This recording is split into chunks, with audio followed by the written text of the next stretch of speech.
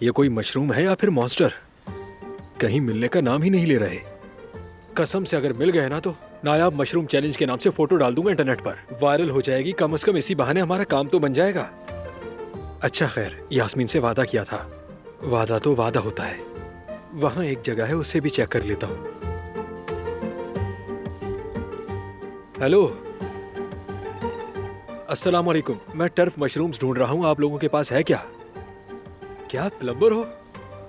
भाई अगर तुम प्लम्बर हो तो इंटरनेट पर खुद को सब्जी वाला क्यों लिख रखा है?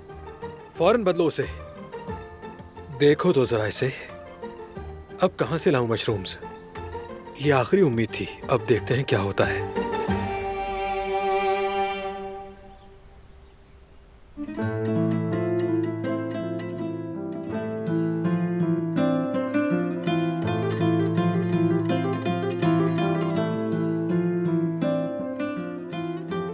खाना बहुत अच्छा था ना मेरे बेबी?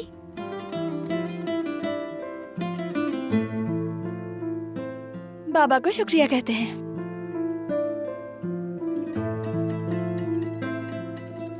हमारा कितना ख्याल रख रहे हैं।